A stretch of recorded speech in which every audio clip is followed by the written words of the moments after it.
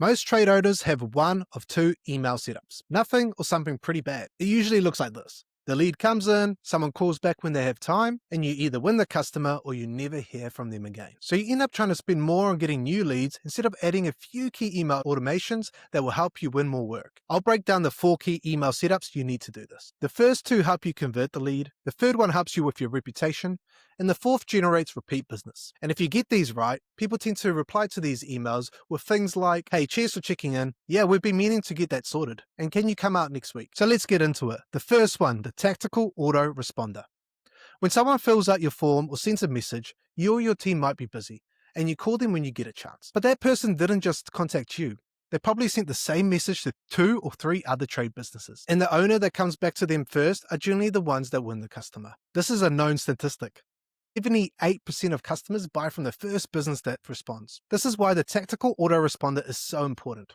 It doesn't have to be long, but it needs to be thought out properly. This includes a note that you got their message. You lay out the next steps, including when they will hear from you, and you can answer common questions you get so it looks like you've done this many times before. To take it one step further, you can even record a short welcome video to put your face to the name, a bit about how you work, and a link to your reviews. This makes them feel looked after even before you've picked up the phone. And a lot of time, that's enough to help keep them from checking out more competitors. The second one, when the lead goes quiet. You know the one. You provide a quote, they say they'll think about it, and you call once, maybe twice, and then nothing. So you write them off and move on. But a lot of these people haven't actually gone with someone else yet. They're just busy. The urgency they had when they first called has worn off, but they'll get around to it. The businesses that win the work are usually the ones that stayed in touch without being a pain in the ass about it. A few key emails over the next few weeks, and I'm not talking about the just following up ones, because those usually just get ignored. So what do you include in these?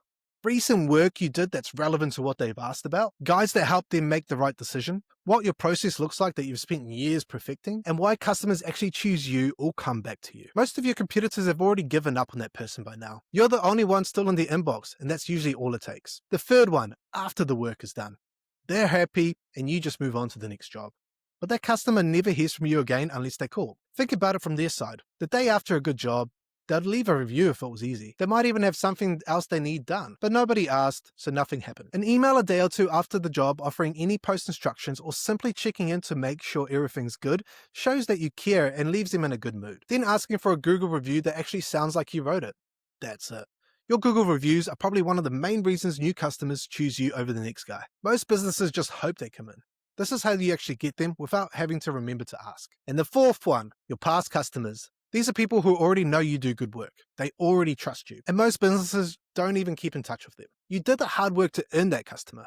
Then just let them forget about you. An email once or twice a year to touch base, showing them your other services or offers. And if they need maintenance, you're hitting their inbox when it's due. It doesn't feel like spam because it's actually relevant to them. And for a lot of trade businesses, this brings in more repeat work than whatever they're spending on marketing, because these people already trust you. They just need a reminder that you exist, and it's time to maintain what they have. The thing I keep seeing with clients who set this up, people reply, they ask questions, they book, and they say thanks.